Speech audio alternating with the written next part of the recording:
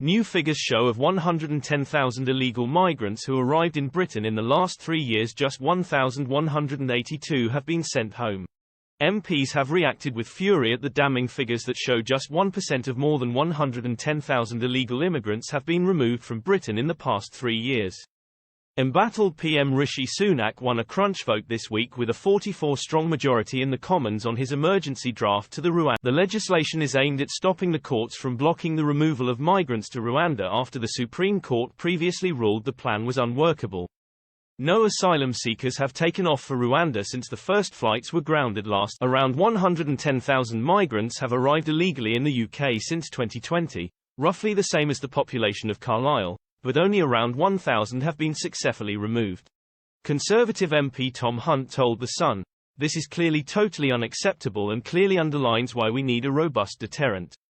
We need the Rwanda policy working at scale fast, or we're snookered." The Rwanda bill is Rishi Sunak's best chance, he believes, of putting a stop to people traffickers smuggling people across the channel in illegal and dangerous small boats. Speaking today, Mr. Sunak said he was open to improving the plan on the table to satisfy some MPs in his party with concerns. He said, "I've been very consistently clear, as have all ministers, if there are ways that the legislation can be improved, to be made even more effective, with a respectable legal argument and maintaining the participation of the Rwandans in the scheme. Of course we would be open to that." Who would NT be? New Immigration Minister Michael Tomlinson revealed the return figures in the House of Commons, to which fellow Tory MP Lee Anderson asked if it was acceptable.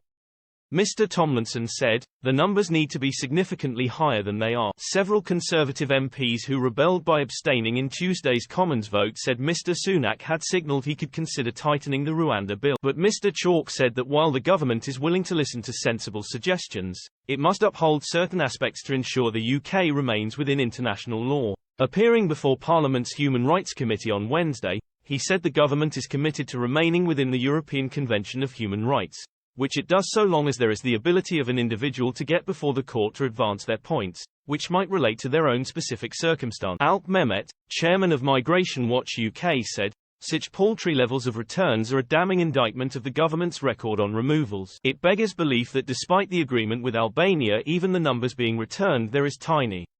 No wonder so many migrants continue to make their way here illegally.